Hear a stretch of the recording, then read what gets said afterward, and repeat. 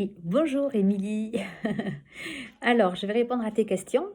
Donc, première question, moi, prénom, âge, profession. Je m'appelle donc Laurence, j'ai 39 ans passés et je suis donc hôtesse de l'air, voilà, sur les longs courriers. Avant de faire appel à un coach, quel était ton rapport au sport? Alors, avant de faire appel donc à mon coach Évariste, je faisais, il y a bientôt 3 ans et demi, de l'aquabike, voilà. Parce qu'il fallait que je me bouge un petit peu et voilà, j'avais envie de faire un sport un peu fun, dans l'eau, voilà, pour, me tonifier et m'affiner. Chose que je suis parvenue à faire avec, beaucoup de séances. Donc voilà, j'ai renouvelé mes abonnements, année après année. Et le confinement du 16 mars l'année dernière donc ne m'a pas permis de reprendre. J'ai donc procédé à du sport avec des voisines de ma résidence qui sont des rugby women, voilà, pour l'équipe du Stade Toulousain, que je voyais s'entraîner sur le parking aérien. Et je me suis dit, ben, pourquoi pas commencer des séances avec elles, qu'elles ont accepté.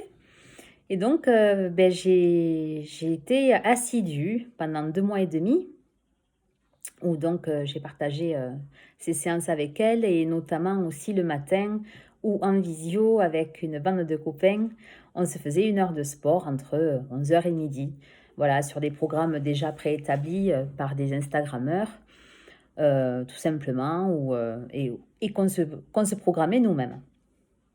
Mon rapport au sport, donc, a bien évolué car je n'étais absolument pas sportive et en fait, ben, tout a changé. Quel a été le déclic pour te décider de te mettre au sport? Le déclic, ben, j'en ai parlé récemment, donc grosso modo, l'envie de ressentir autre chose, de me sentir mieux dans mon corps surtout. Voilà, parce que je pense il me manquait une motivation et un bien-être intérieur que j'ai pu retrouver au travers du sport notamment. Donc, quel sport as-tu choisi et pourquoi ce sport? Eh bien, donc, comme je le disais, ça a été l'aquavélo dans un premier temps. Voilà, tout simplement pour allier un sport aussi bien dans l'eau que sur un vélo. Voilà, sachant les bienfaits qu'apporte ce sport pratiqué de manière régulière. Ça m'a permis vraiment de travailler mon cardio, de m'affiner, de tonifier les cuisses, le cardio, tout ça. Alors, pourquoi avoir fait appel à un coach? Alors justement, j'ai fait donc appel à mon coach Évariste, que je connais déjà depuis une dizaine d'années. Euh, j'ai refait appel à lui parce que quand il y a eu le déconfinement, ben, j'ai continué à faire du sport toute seule dans mon salon, basé sur des exercices, sur des programmes que j'avais achetés via une application d'une Instagrammeuse que je ne citerai pas, et qui m'ont vraiment fait terriblement progresser. Au passage, il faut savoir quand même que j'ai perdu donc 13 kilos en 3 mois, voilà, et que je n'ai pas repris. Voilà, j'ai poursuivi mes efforts et bon, ce n'est plus un effort, mais une routine quotidienne. Et avoir fait appel à lui, c'était pour ne pas me faire mal, parce que je me suis rendu compte que en poursuivant mes cours toute seule, eh bien, je commençais à me faire mal à mes muscles, et notamment à mes bras et à mon psoas. Et ce qui m'a mené vers une infiltration et vers ben, des séances de kiné pour une tendinite que j'ai développée à chacune de mes épaules. Voilà. Donc du coup, ben, avec lui, on rectifie le tir. Et, euh, et voilà.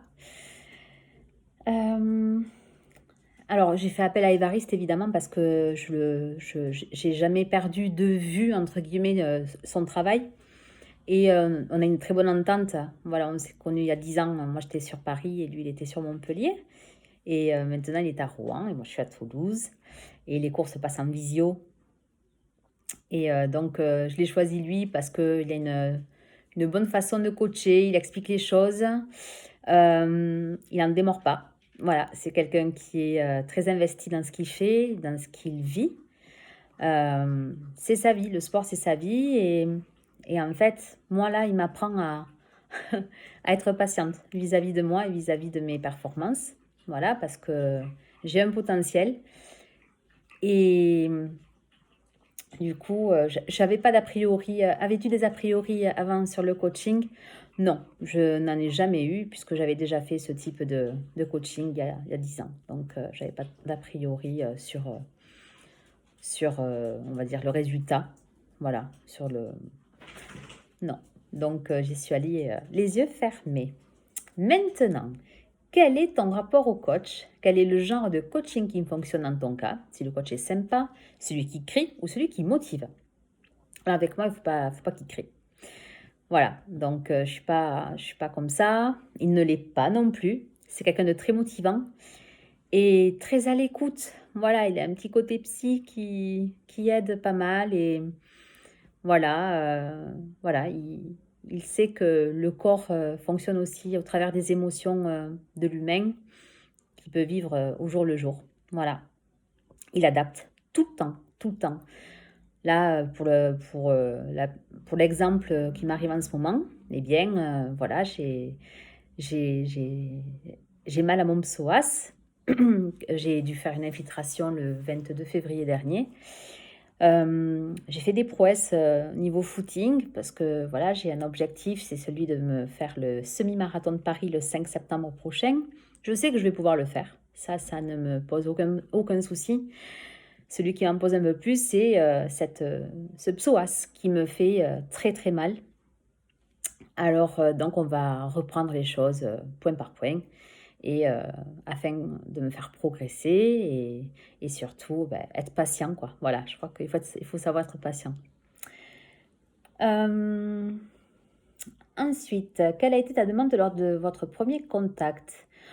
Alors, moi, ma demande, c'était justement de pouvoir travailler des zones de corps et, de pouvoir voilà, comment dire, m'amincir au niveau du ventre, parce que c'est la zone que je n'arrive jamais que je n'arrive pas à perdre. J'en ai eu, si j'ai perdu, mais pas totalement, pas complètement. Voilà, donc on fait 2 séances par semaine, une axée sur les abdos, l'autre axée sur travail de jambes et de fessiers. Voilà, et puis en parallèle, évidemment, il me donne donc des objectifs à atteindre lors de mes courses, en combien de temps il me suit. Voilà, il suit un petit peu ma progression, il sait ce dont je suis capable et ce qu'il faut rectifier pour que je puisse améliorer mes performances. Objectif qu'on s'est fixé, voilà, d'aller pas à pas et de mieux comprendre son corps, de mieux l'adopter finalement. Parce que je me suis rendu compte d'une chose, c'est que quand tout va bien, en fait, le corps, on ne s'en rend pas compte que tout va bien. Et c'est quand ça commence à faire mal, qu'il y a des douleurs qu'on ne connaissait pas avant, qu'on se dit, ah ouais, c'est, en fait, je disais que le corps était une souffrance pour moi. Voilà, que quand on en a un et que tout va bien, on ne s'en rend pas compte. Mais au final, le corps, quand il souffre, il envoie des signaux. Et surtout, surtout, surtout les écouter. La première séance s'est super bien passée. En fait, je lui ai fait voir ce que je savais faire, enfin, ce que je faisais déjà moi toute seule au préalable, avec les exercices que j'avais fait pendant le confinement. Et donc, je continue cette routine tous les jours avec toujours aussi des programmes donc j'avais téléchargés, que j'avais acheté sur une application téléphonique. Voilà. Donc, la première séance s'est super bien passée. Voilà, parce qu'il voulait voir un petit peu mes capacités. Le suivi, comment se passe le suivi? Le suivi se passe très bien puisqu'on se voit à raison de 2 fois par semaine, mais on s'écrit aussi entre-temps, voilà, pour donner surtout un retour pas d'expérience, mais il veut savoir mon ressenti. Il sait très bien que je fonctionne comme ça, au ressenti, au jour le jour, en fonction de comment j'ai passé la nuit, de comment j'ai récupéré après une course, de comment j'ai récupéré après une séance, dans quel état je me trouve. Donc il y a des jours avec, des jours sans. Et quand il y a des jours sans, il s'adapte et il fait avec. Voilà, Mais on lâche pas. En tout cas, ça, c'est son mot d'ordre. On ne lâche rien. Quel progrès j'ai pu noter? Alors, un progrès, je vais pas dire que c'est un progrès physique, hein, c'est pas ce que je vais dire, mais je dirais que c'est plutôt mental. Un progrès mental, c'est-à-dire par rapport à l'acceptation de soi, par rapport à l'acceptation de son corps, de ce qu'il peut ou ne pas faire, et quelles sont quelle est la marche à suivre. Je dirais que c'est plus ça sur quoi moi j'évolue et sur ce quoi je progresse en plus, c'est de m'écouter un peu plus et de permettre à mon corps de se reposer et de pas toujours en demander plus qu'il n'en faut. Et enfin, pour plus tard, donc, depuis combien de temps pratiques-tu désormais? Eh bien, ce que je disais ce matin à mon coach, ça fait 1 an et 3 mois, finalement, que je me suis mise au sport. Voilà, quotidien. Quotidien. Voilà, enfin, il n'y a pas une journée. Ah si, allez, je mentirais. Je me laisse 2 jours par semaine où je ne fais rien. Voilà. Or, attention, je ne fais pas rien non plus. Je marche énormément, je balade mon chien et on fait environ 8-9 km par jour. Voilà, coupé en deux sorties. Nous respectons donc les distances, les distances qui nous sont autorisées par le gouvernement actuellement. Voilà. Ensuite, comment envisages-tu la suite? Ah bien, je l'envisage bien, je l'envisage vraiment positivement en tout cas. Voilà. Pour moi, les choses sont claires. C'est-à-dire que j'ai pas peur de faire de la distance. Là, je parle plutôt concernant la course à pied. Voilà.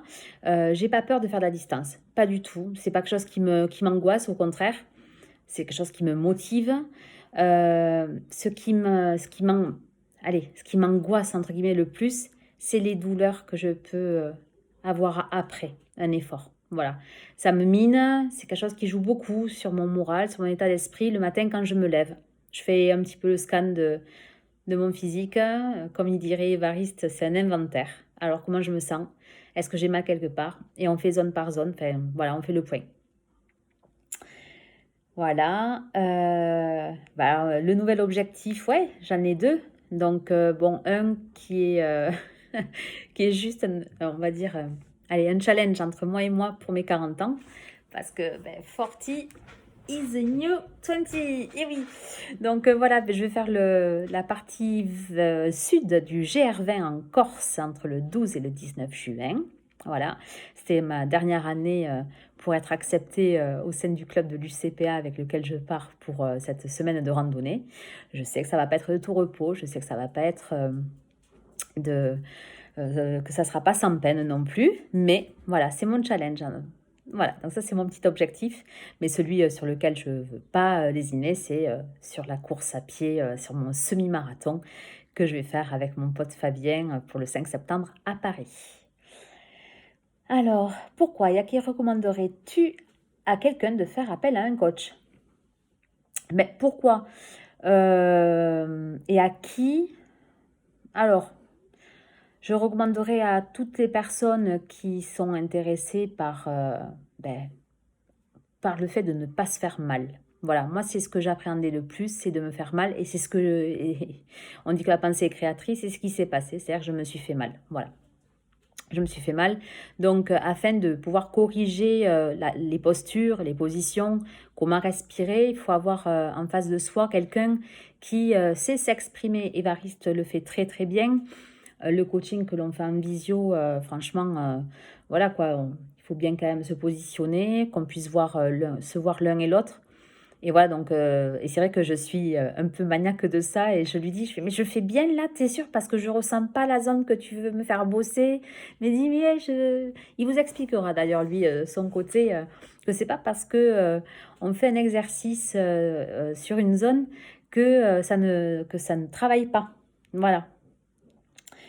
Voilà, donc, et Évariste, donc ça, c'est le prénom de mon coach. Voilà, et donc, vous pouvez le retrouver sur Instagram au nom de coach Eva Nutrition. Voilà, mais écoutez, bienvenue à vous chez les nouveaux sportifs. Salut!